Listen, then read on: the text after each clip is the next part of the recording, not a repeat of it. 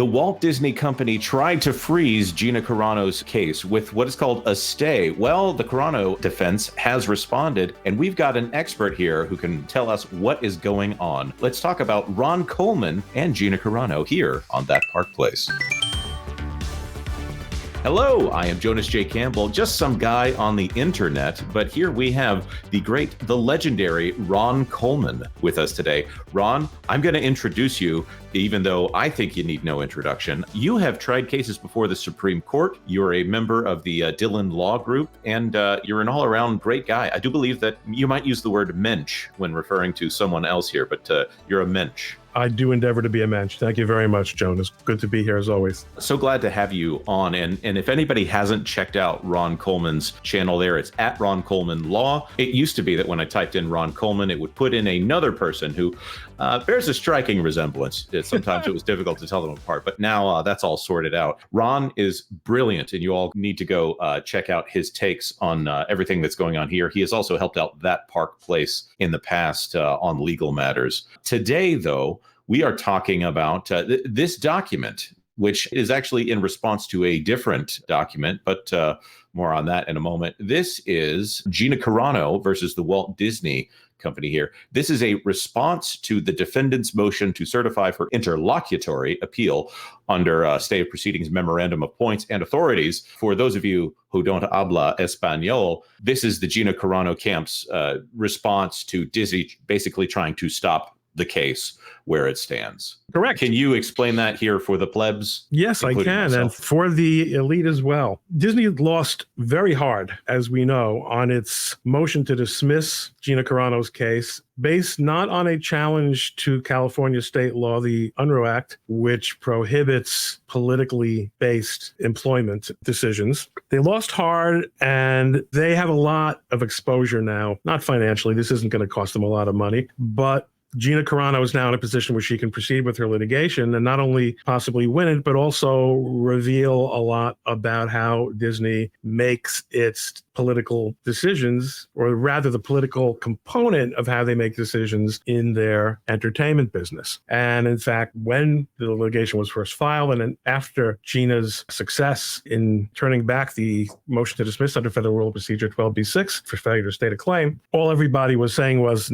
discovery, discovery, discovery. So now Disney is doing something which is a really kind of a Hail Mary and saying, Your Honor, you really screwed up. And we're going to have to take this to the Ninth Circuit, and they're going to spank you. And you need to not only grant us permission to do that, and I'll explain that in a second, but also to stay the proceedings in this case, to put a freeze on everything, because your decision was so bad that the world will come to an end if we have to give the discovery that's being requested by Disney. Now, let me stop you there just so everybody knows the phases that we've gone through here. Obviously, lawsuit filed, Disney tries to get it dismissed. Gina Carano's people respond to that. Sherilyn Peace Garnett, the judge in this proceeding, is an Obama appointee, but it's also, we're hearing that she was pretty skeptical of Disney's claims and said something to the effect of disinclined to rule in the defendant's favor on a dismissal. Since then, it's been stated that they're going to go towards not arbitration, but court-led mediation in this case. Mediation, it's actually private mediation pursuant to the court's order. All right. So not something where it's being pushed out of the court, but both sides are basically being forced into something like paper discovery, where both sides will be trading information in order for everyone to have the same evidence here. And in that... All right, so let me just slow that down a little bit. Two things. One is the court order that there has to be mediation, but basically gave the parties a year for that to take place. Mm-hmm. And as we discussed when we last talked about this, when you have that kind of general mediation order, all the judge is really saying is before there's either a summary judgment motion or a trial, we're going to sit down for mediation. But at no time before that do you have to really do that. And therefore, discovery will proceed. And that's really valuable for the plaintiff, because the plaintiff doesn't know what to accept as an offer. And in fact, the defendant doesn't know what to offer until both parties know what evidence might end up being before the court on summary judgment or before a jury at a trial. So yes, they've proceeded with demands for paper discovery. When I say they, in this case, I mean Gina and her lawyers have proceeded with demands for discovery, which Disney doesn't want to comply with. So now they're pulling the emergency brake. So at this point, now that Gina's team has responded here, they are responding to Disney basically saying, we cannot comply with discovery because it would be too damaging to this company. It's not relevant to this case. And we don't think that you need to have Bob Chapek or Kathleen Kennedy or Jon Favreau because they're just too darn important. That's just ridiculous. You're reaching for the stars here when you try to have these people take the stand or do depositions. We'll talk, as you mentioned before we started recording, about the specifics of that, the page 12 stuff. But that is really the kind of argument you usually make on a discovery motion, where you're seeking a motion, a protective order saying the discovery that they're seeking is overly broad. It's not appropriate in this kind of case. And there is a general rule that just because you sue Ford Motor Company doesn't mean you get to depose the CEO. You're suing them because they, a defective tire rim. It doesn't work that way. The merits of that we can discuss when that comes up. But more broadly, what they're saying here is, again, we want to appeal to the Ninth Circuit because you really blew it. And you can imagine how much judges go for that. And the cost to us of having to proceed under your wrong decision is really contrary to all the things that we hold dear, apple pie and the flag and everything. Of course. So I promised that I would say something about the idea of an interlocutory appeal. In the federal courts and in many states, you cannot appeal a decision with a few very narrow exceptions, such as a preliminary injunction. You cannot appeal a non-final decision of a court until the case is over. So a court denies your motion to dismiss. You have to now go through discovery and either get a final judgment on summary judgment or go to trial and get a final judgment based on a jury verdict. And at that point, when that's over, you can appeal. And your appeal can include stuff that happened earlier in the case. In other words, the court should have granted the motion to dismiss. And it sounds perhaps like that might be kind of wasteful. Interlocutory appeals are really inefficient. Here you are appealing things as the case moves along, and every litigation therefore gets thicker and more expensive. And we have to place trust in the district judges to make a decision that is correct early in the appeal. So the only time you get to make an interlocutory appeal, again, in civil cases, other than on a motion for a preliminary injunction ruling, is if you get leave, permission from the judge from whom you're appealing. And that's unusual to get, but sometimes it will happen. Sometimes the judge will say, I know I've stuck my neck out here. There was no precedent for me to go on, so therefore I'm going to give you the ability to appeal based on the fact that I know that there are other ways of looking at the law besides the way I did it. Yeah. That's one possibility. More likely, however, the judge says,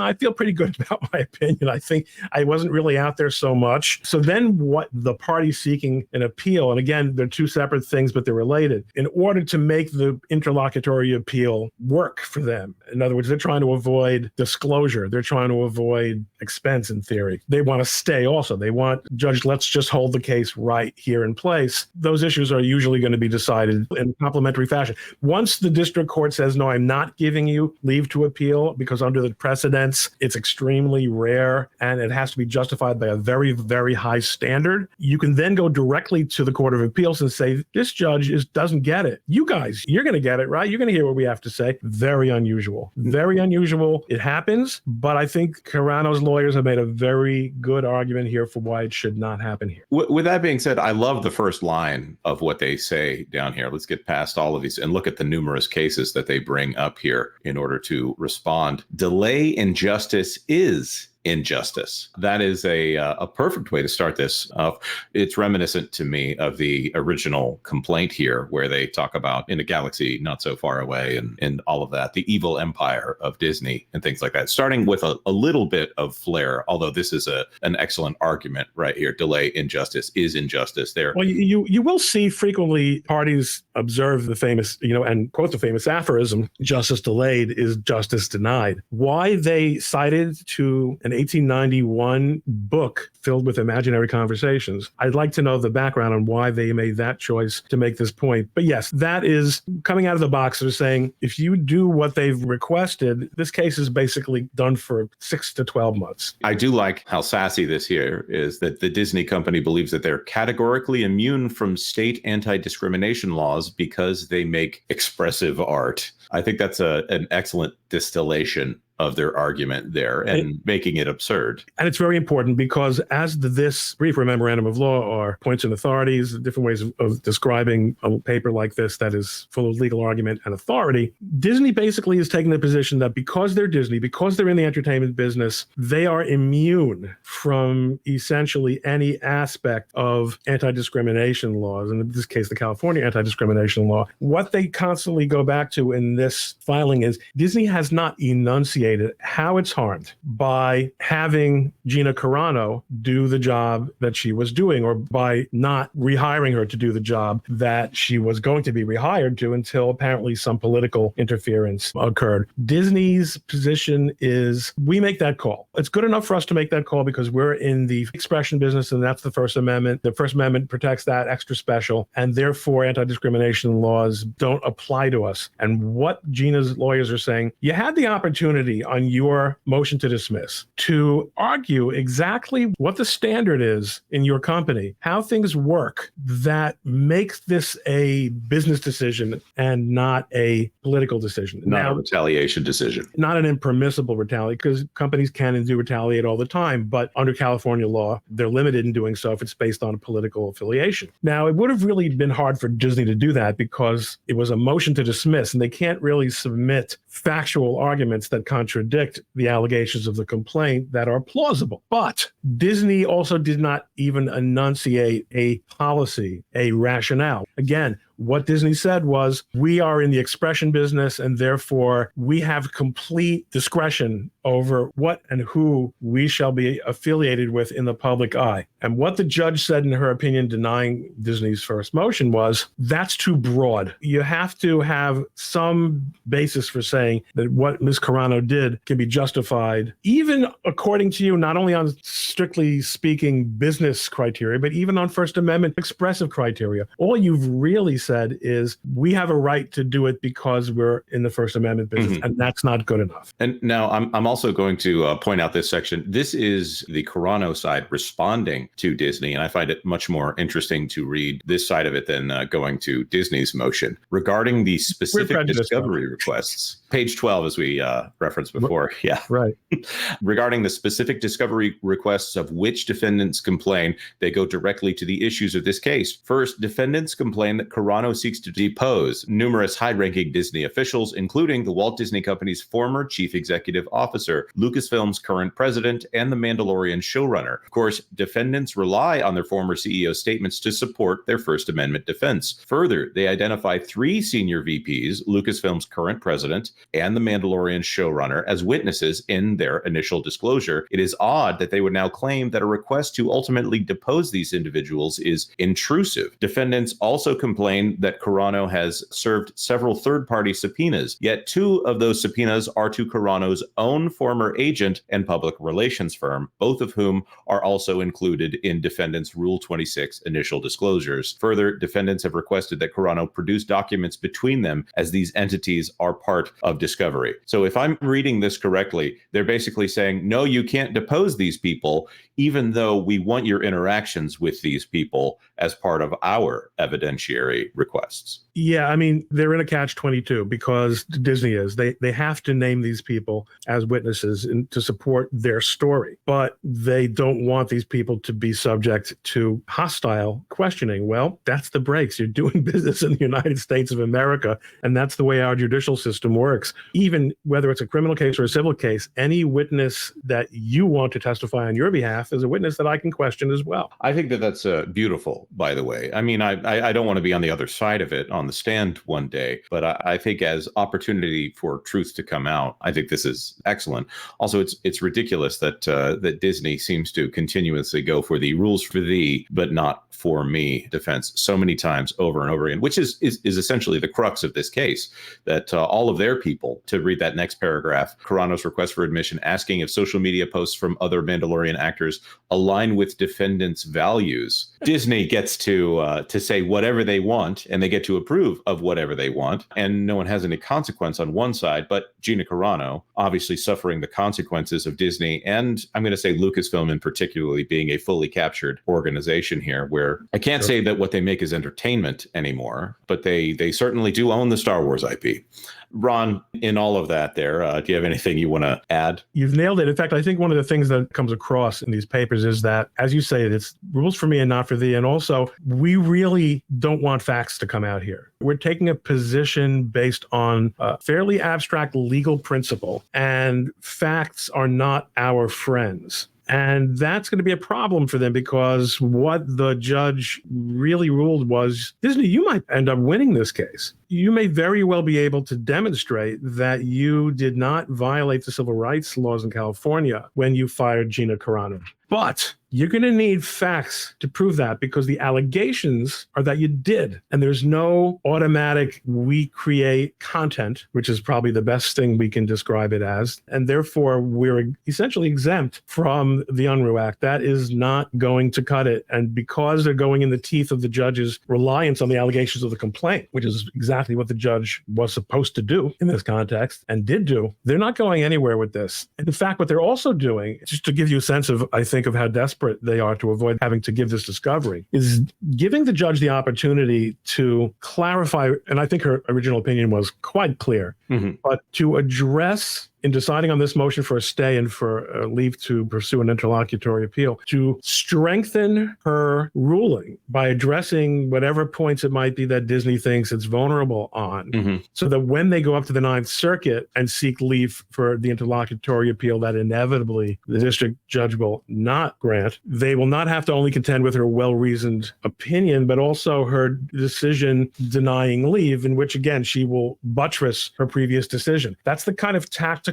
consideration that Disney's lawyers are obviously aware of, and yet feel compelled that they have to take it up to the Ninth, which is not in and of itself, by the way, a crazy risk, because the Ninth Circuit is bad. It is. They call it the circus. They call it the circus, although I think this was a better year for the Ninth Circuit than many other years have been, the Supreme Court term that just ended. But sometimes you've got a receiver in the end zone who's worth throwing to. This is fascinating to me, and I can't wait, even though I think we're going to be waiting until June of next year. Although Disney deciding to give us this extra piece of news for the Carano team to respond to, I just want to say thank you to them for their ridiculous request to the judge, so that we can point out that this company seems to stand against truth, so that we can just shine that light a little bit brighter here. Here in the last few minutes of this video, I figure we're even more fine to editorialize on this. I personally am looking forward to this going to Discovery. I think it's going to go to Discovery, but if not, I would like a full-throated apology to Miss Carano from the Disney company. And that is just something that the Disney company has never done. So, And it's kind of hard to imagine them doing it. It is very hard. It is. It is. That being said, guys, if you have enjoyed the brilliance of my guest here, Mr. Ron Coleman, JD, etc., I'm sure you have many degrees over there. Go see how many degrees he has over on the Ron Coleman YouTube channel, also the Coleman Nation podcast, wherever popular podcasts are found. That's where his podcast is. You really need to go and soak in that brilliance. Get yourself a tan. That being said, throw your comments in the comment section down below. We've talked about a lot today. I'm sure we've got our armchair lawyers in the comment section there, myself included, ready to tell me where we're all wrong. Like this video, of course, if you like this video, and consider subscribing to That Park Place for all the news that should be fun. Thanks for watching That Park Place News.